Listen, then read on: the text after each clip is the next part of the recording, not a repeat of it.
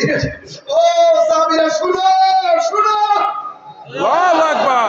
এই হাসরের ময়দান যেদিন কায়েম হবে, ওই কঠিন মুসিবতে আমার আল্লাহ রাব্বুল আলামিন বলবেন, ও ফেরেশতা, ও বান্দারা, তোমরা জান্নাতে যাও। এক সবাই জান্নাতের মধ্যে যাবে। আমার নবীর সামনে উটের উপরে বসা থাকবে, উটের মধ্যে একটা রশি থাকবে, এই রশিটা হযরতে বেলালের হাতের মধ্যে থাকবে। টেনে টেনে যখন আস্তে আস্তে যাচ্ছে, ওই আমার নবী আপনার নবী বলেন, হাসরের ময়দানে ওই জান্নাতের দরজার মধ্যে টোকা দেওয়া হবে। আমার আল্লাহ বলেন, ও ফেরেশতা শোন শোন, আমি তোরে জান্নাতের মধ্যে বসাইলাম। আমার এই জান্নাত দিয়া সর্বপ্রথম যিনি ঢুকবেন তিনি রাহমাতুল লিল আলামিন। আমার নবী হলো জান্নাতের মালিক। কথা কোন ঠিক কিনা বল? আল্লাহ হলো খালিক, আমার নবী হলো মালিক। ওই নবীর জান্নাতে নবীর উম্মত নিয়ে যাবে। আমার নবী বলেন, পুলসিরাতটা যখন বান্দা পাড়ি দিবে, তখন আমি জান্নাতের গেটের মধ্যে আমার উম্মতকে রিসিভ করব।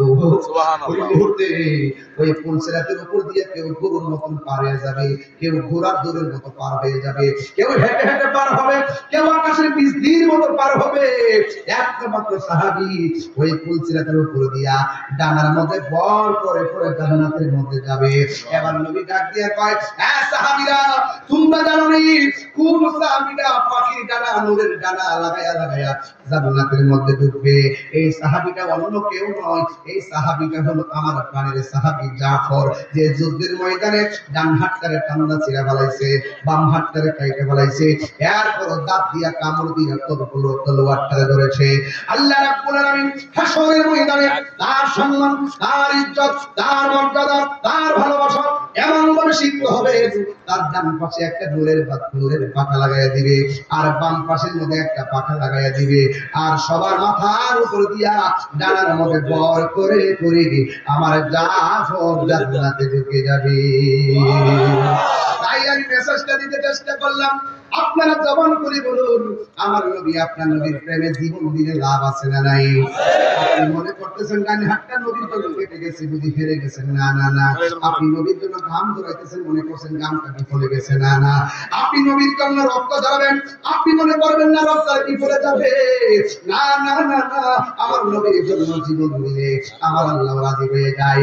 এই জন্য নবীর প্রিয় সাহাবী যার নাম হলো হযরতে কাতাদা রাদিয়াল্লাহু তাআলা আনহু, ওই কাতাদা রাদিয়াল্লাহু তাআলা আনহু এই যুদ্ধের ময়দানে তার চোখের মধ্যে যখন তীর দিয়ে দুইটা চোখ বের করে ফেলেছে, এই দুইটা চোখ তার চোখের সামনে গালের মধ্যে জ্বলে গেছে। আল্লাহর হাবিব বলেন, হ্যাঁ কাতাদা, তোমার চোখ কি হলো? কাতাদা ডাক দিয়ে, ইয়া রাসূলুল্লাহ, কেবলমাত্র বিয়ে করলাম, যুদ্ধের ময়দানে দামামা বেজে গেছে, মাঠে চলে এসেছি, কিন্তু ওই চোখ থেকে গাল পর্যন্ত চোখ দুইটা ভেসে গেছে। ইয়া রাসূলুল্লাহ, আমি বিয়ে করেছি কিন্তু পরিবারের সঙ্গে সংসার হয় নাই ভালো করে।